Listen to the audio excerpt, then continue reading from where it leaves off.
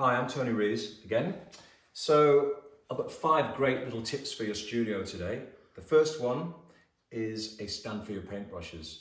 Now you could put them in a jam jar, but it's a bit messy when they're all rolling around together. So what I've done, I've purchased a cheap frame, one of these little things from a photo shop, and I took the glass out, put the backing board back in, and I've drilled a few little holes along here and along here. Once you've drilled the holes, you just need to pop in a few nails, like so. And there you have a great stand for your paintbrushes, your palette knife, whatever you like. It keeps them separate, and you just push it over to the side. It's lightweight, it's very, very practical. That is the first thing. Number 2. I'll move that to the side. Number 2 is going to be your Terps cleaning glass. What we need for this is a jam jar. This is when you're doing an oil painting and you want to put some Terps on your brush, so you don't put the brush to the bottom of the jar or the bottom of the pan, whatever you're using. What normally happens is when the brush touches the bottom, it gets all messy and you get really muddy Terps, which will reflect. So you get some chicken wire like this and a jam jar. You simply screw it all up, stick the chicken wire in there, in the jar, pop your Terps in,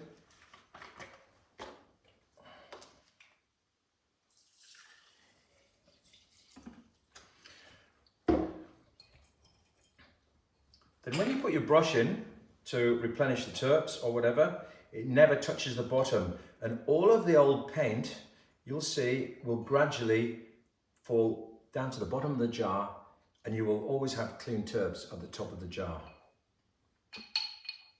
I'll just put that to the side for a minute. That's number 2. Number 3, we're going to be cleaning brushes. Now, you can use Terps, which is very expensive when you do your final clean of the day. However, it is expensive and it's not really the best, in my opinion, to waste all that money.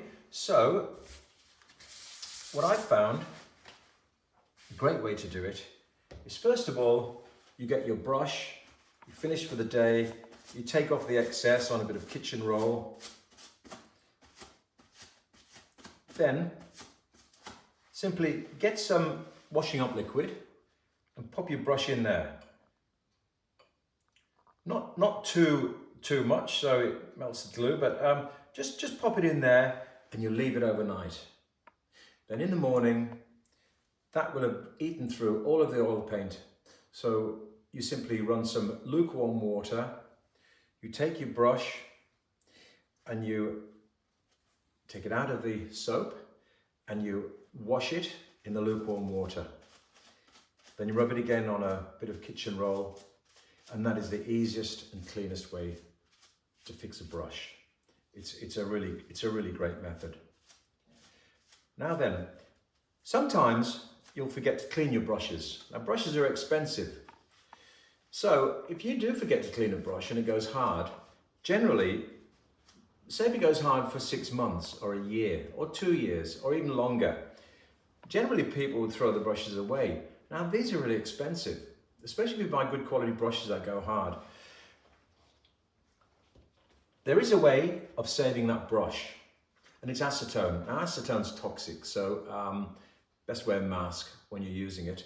But if you put some acetone in a jam jar and soak your brush overnight, put some kitchen Glad wrap around the top so it doesn't all evaporate. So just enough to cover the bristles. If they're solid, if you put that in a jam jar overnight, the next day you will come out and you will find the paint has disintegrated. And then you can clean it as I have done before with the detergent and lukewarm water. That way you can save a perfectly good brush and give it another lease of life. Now then, we come to canvases. Now we know how expensive canvases are, really expensive. So this canvas is an inexpensive canvas. Now, I don't know if you can see my hand through there, but I would think you can. It's very thin, very flimsy. Often people will paint on these, but they're really not very good if you're painting on a really badly primed canvas. So always, hang on, always gesso it twice. So you gesso it, you let it dry, and then you do it again. This way you'll get a really nice surface to paint on. And if you're using acrylics, you can even spritz with a water spray on the back, and that will enable your paints to adhere really, really well to this canvas. So even though it's inexpensive, you'll still have a nice surface as long as you gesso it twice, making sure it's completely dry in between each coat. The final tip is painting over old paintings. Now this goes for oils and acrylics. Here is an example. I've painted gesso over this black paint. Now then, you'll always see through. So a really good tip is never try and paint over with white over a dark shape. The way to do it, the way to do it is you paint the whole thing black. So once you've painted the whole thing black, if it's going to be acrylics, you use acrylic. If it's going to be oils, you use oils. So paint the whole canvas black, let it dry completely, and then I would basically gesso it again. Or you use your leftover oil paints, which I'll show you later, but well, I'll tell you now. Once you've been painting and you've got a lot of paints left over, it seems like a real waste to throw that expensive oil paint away. Take your palette knife and get it all up off the palette, put it into a jam jar, add a bit of terps, mix it up, and use that paint, that muddy mid-tone paint, to paint your canvases.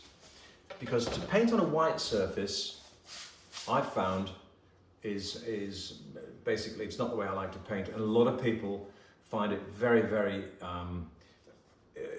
preferable to paint on a canvas that's been painted with a mid-tone. So you use up all the old paints, the old oil paints, to do a mid-tone base for your next canvas. Thanks.